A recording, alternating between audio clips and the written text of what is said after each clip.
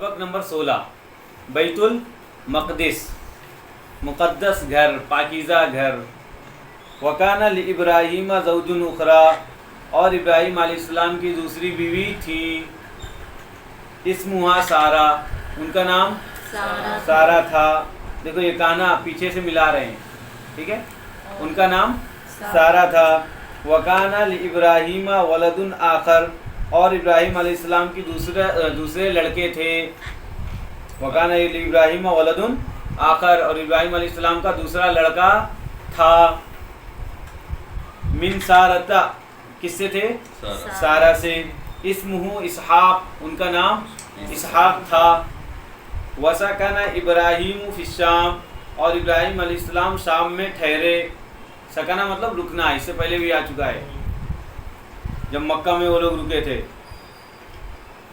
ابراہیم علیہ السلام شام میں ٹھہرے، شام میں رکے۔ وسکن اسحاق، اور اسحاق علیہ السلام شام میں رکے۔ شام مطلب ایوننگ والا نہیں، ہاں شام میں کنٹری ہے۔ وبنا اسحاق بیتن للہ فی الشام، اور اسحاق علیہ السلام نے بنایا ایک گھر اللہ کے لیے شام میں۔ ملک شام میں اللہ کے لیے حضرت اسحاق علیہ السلام نے ایک گھر بنایا۔ کما بنا ابوہ و اخوہ بیتن، جیسے کہ بنایا ان کے ابو اور ان کے بھائی نے ایک گھر اللہ کے لیے فی مکہ تھا، مکہ میں۔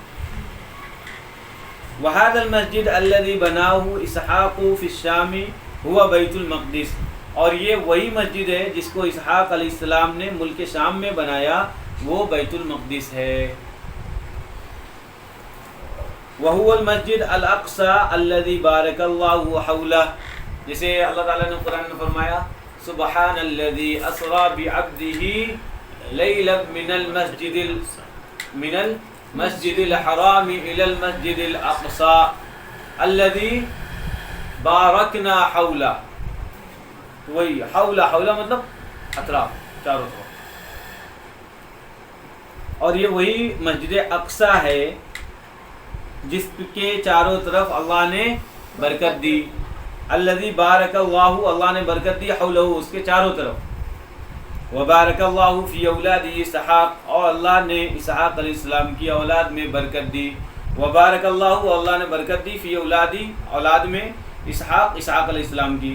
کما بارکا، جیسے کہ برکت دی، فی اولاد اسماعیل علیہ السلام کی اولاد میں۔ وکان فیہم انبیاء و ملوک، اور اسی میں سے بہت سارے انبیاء اور بادشاہ پیدا ہوئے۔ وکان لاسحاق ولد اسمہ یعقوب وکان نبیا، اور اسحاق علیہ السلام کا ایک لڑکا تھا جس کا نام یعقوب علیہ السلام تھا۔ وکان نبیا، اور وہ بھی نبی تھے۔ وکان یعقوب لہ 12 ولدا، اور یعقوب علیہ السلام کے 12 بچے تھے۔ 12 بچے تھے۔ منہم یوسف ابن یعقوب، ان میں سے ایک کون ہے؟ یوسف ابن یعقوب ہیں۔ وَيُوسُفُ لَهُ قِصَّةٌ عَجِيبَةٌ، اور یوسف علیہ السلام کا ایک انوکھا قصہ ہے فی القرآن، قرآن میں۔ وَإِلَيْكَ هَذِهِ الْقِصَّةُ، اور یہ قصہ آپ کے سامنے ہے۔ اب انشاءاللہ ان کا قصہ شروع ہوگا، کن کا؟ یوسف علیہ السلام کا۔